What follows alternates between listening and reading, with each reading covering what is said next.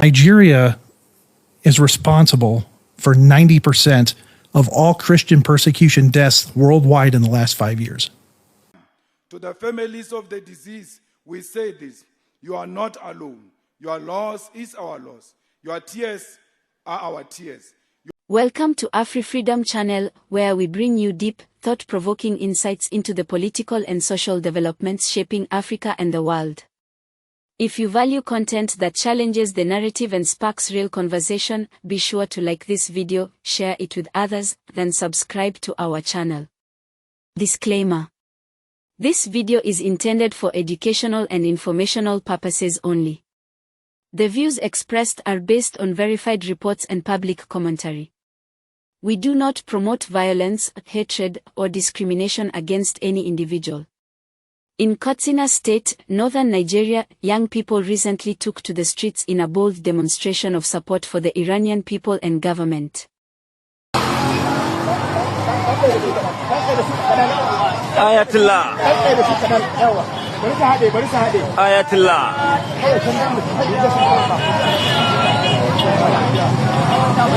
This protest comes at a time when global politics surrounding Iran remain highly charged. One cannot ignore the growing Pan-Islamic sentiment seen in such movements across northern Nigeria. What drives these young people to align themselves with Iran, a nation often at odds with Western powers?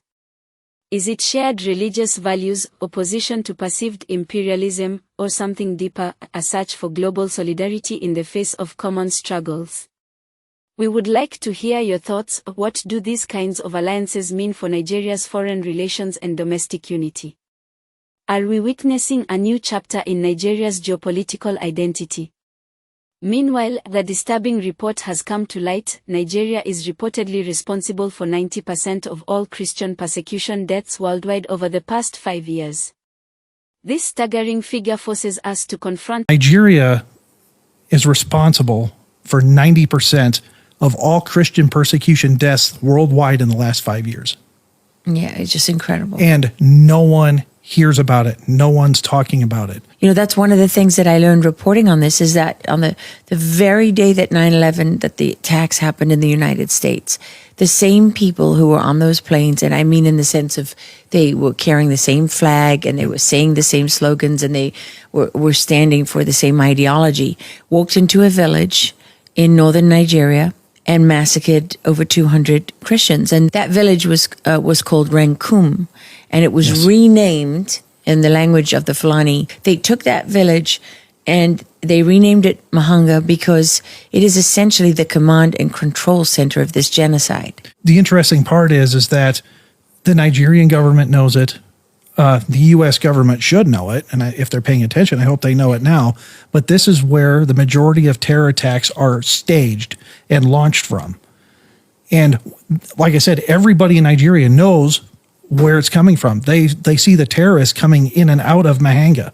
And they chose Mahanga. I mean, translated, the word means watchtower. Watchtower. Because it's on high ground. Mm-hmm. And it was perfectly positioned for them for what began as a series that's now more than 20 years of attacks. 20 years of attacks, and tens of thousands, no, I'd say hundreds of thousands, have now been killed, staged from that ground. And wounded and forced out. Now, let's talk about the people that are still alive. They're now in camps called IDP camps, which stands for Internally Displaced Person. And we estimate that there's between 3 to 5 million IDPs right now. These are Christians without homes, without villages, that are living in camps. These are people who've been robbed of everything they had, who've been forced off their land. The Nigerian government won't even acknowledge their existence. No, they won't acknowledge their existence, and this it's a double-edged sword. When the Nigerian government doesn't recognize an IDP camp within their own country, that means there's no UN, that means there's no Red Cross, that means there's no other NGO, official government organization, USAID, or what used to be USAID, means those people get zero help if the Nigerian government doesn't establish and say, this is an official camp. And we know that Nigeria government only recognizes 40% of the camps that exist. So that means 60% of these millions of IDPs get zero help from the outside world. Uncomfortable truths about religious violence in our nation. How did we reach this point? What systemic failures have allowed such atrocities to persist? And most importantly, where is the moral leadership needed to address this crisis? The silence from many quarters is deafening. Do you think enough is being done to protect vulnerable communities and uphold human rights in Nigeria? Share your perspective in the comments, your voice matters. Across the continent in South Africa, Julius Malema and the economic freedom fighters have pledged permanent support to the families of 10 fallen party members.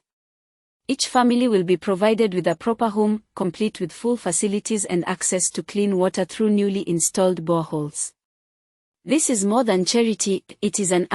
To the families of the deceased, we say this: you are not alone. Your loss is our loss. Your tears are our tears. Your children are not forgotten. The EFF will walk with you, will support you, and will continue to fight in their name.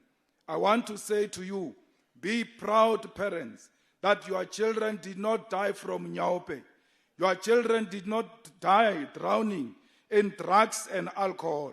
Your children died in the battlefield. Your children are soldiers.